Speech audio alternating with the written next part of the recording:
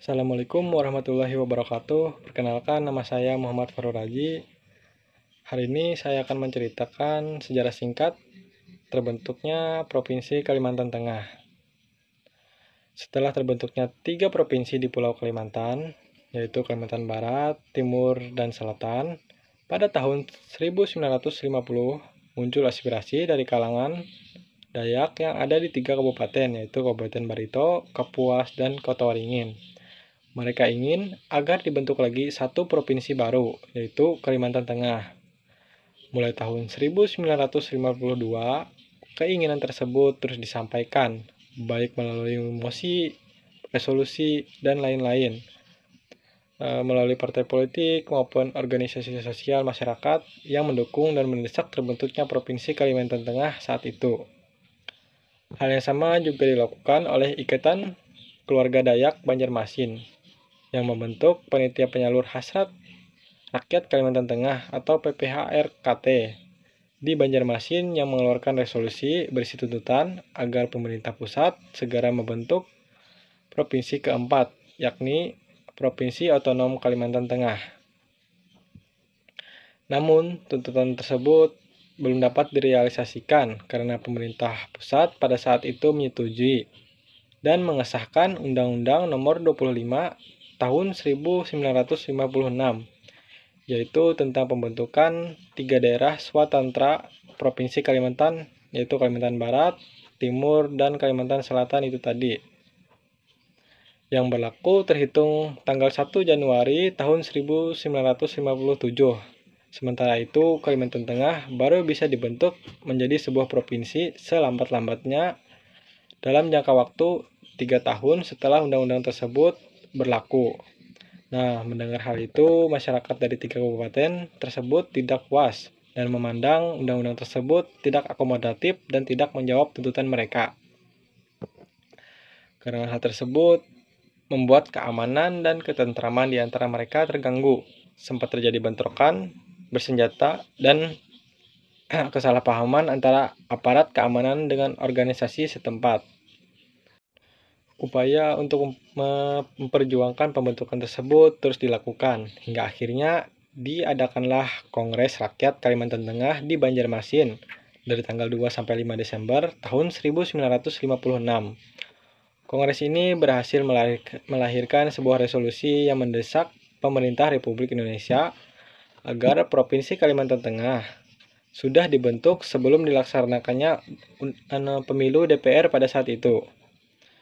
Dewan Rakyat bersama Gubernur Provinsi Kalimantan Tengah, RTA Milono, menghadap pemerintah pusat untuk menyampaikan penjelasan dan keputusan Kongres Rakyat Kalimantan Tengah, serta memberikan penjelasan agar mendapat pengertian dan kesesuaian pendapat dengan pihak pemerintah pusat. Akhirnya, Menteri Dalam Negeri mengeluarkan keputusan pada tanggal 28 Desember tahun 1956 menetapkan bahwa terhitung mulai tanggal 1 Januari 1957, Kantor Persiapan Pembentukan Provinsi Kalimantan Tengah dibentuk dan berkedudukan langsung di bawah Kementerian Dalam Negeri dan sementara ditempatkan di Banjarmasin. Gubernur RTA Milono selanjutnya ditugaskan Kementerian Dalam Negeri sebagai gubernur pembentuk Provinsi Kalimantan Tengah. Dengan terbentuknya Kantor Persiapan Pembentukan Provinsi Kalimantan Tengah, diskusi mengenai wacana tempat kedudukan ibu kota Provinsi Kalimantan Tengah pun dimulai. RTA Milono membentuk suatu panitia untuk merumuskan dan mencari tempat yang tepat, pantas, dan layak untuk dijadikan ibu kota Provinsi Kalimantan Tengah. Singkat cerita, setelah beberapa kali diadakannya rapat diskusi dengan tokoh-tokoh se-Kalimantan Tengah, diperoleh kesimpulan bahwa wilayah sekitar desa Pahandut di Kampung Bukit Jekan dan sekitar wilayah Bukit Tengkiling ditetapkan sebagai wilayah calon ibu kota Provinsi Kalimantan Tengah yang untuk sementara diberi nama dengan nama Pahandut. Beberapa bulan kemudian, pada saat upacara adat GMTPS atau Gerakan Mandau Talawang Pancasila di lapangan Bukit Ngelangkang, Pahandut, tanggal 18 Mei tahun 1957.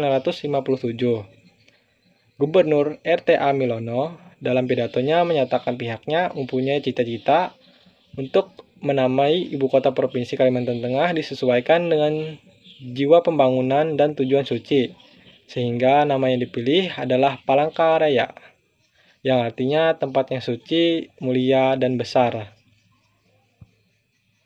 Dengan demikian, kota Palangkaraya pun secara resmi dipilih menjadi ibu kota provinsi Kalimantan Tengah. Selanjutnya, Undang-Undang Darurat Nomor 10 Tahun 1957 pun ditetapkan dan diundangkan pada tanggal 23 Mei 1957. Maka berakhirlah tugas R.T.A. Milono sebagai Gubernur Pembentuk Provinsi Kalimantan Tengah. Selanjutnya, pemerintah pusat mengangkat kembali R.T.A. Milono menjadi Gubernur Provinsi Kalimantan Tengah yang pertama. Pada saat baru terbentuk, Provinsi Kalimantan Tengah hanya memiliki 3 kabupaten, yaitu Kabupaten Barito, Kabupaten Kapuas, dan Kabupaten Kota Waringin. Berdasarkan Undang-Undang Nomor 27 Tahun 1959, kabupaten tersebut dimekarkan lagi menjadi 5, yaitu Kabupaten Barito Utara dengan ibu kotanya Muara Teweh, Kabupaten Barito Selatan dengan ibu kotanya Buntok, Kabupaten Kapuas, Kabupaten Kota Waringin Timur dengan ibu kotanya Sampit, Kabupaten Kota Waringin Barat dan ibu kotanya Pangkalan Bun. Kemudian seiring berjalannya waktu, 5 kabupaten itu tadi dimekarkan lagi menjadi 13 kabupaten dan 1 kota pada tanggal 2 Juli tahun 2002. 8 kabupaten baru tersebut yaitu 1 Kabupaten Katingan dengan ibu kota Kasongan, 2 Kabupaten Seruyan dan ibu kota Kuala Pembuang, 3 Kabupaten Sukamara dengan ibu kota Sukamara, 4 Kabupaten Lamandau dan ibu kota Nangabulik, 5 Kabupaten Pulang Pisau dan ibu kotanya Pulang Pisau, Kabupaten Murung Raya dan ibu kota Paruk Cahu, 8 Kabupaten Barito Timur dengan ibu kotanya Tamiang Layang. Nah, itu tadi sejarah singkat proses berdirinya Provinsi Kalimantan Tengah. Itu cerita menurut versi saya, dan apabila ada kesalahan tanggal maupun peristiwa dalam cerita, saya mohon maaf. Sekian video dari saya. Wassalamualaikum warahmatullahi wabarakatuh.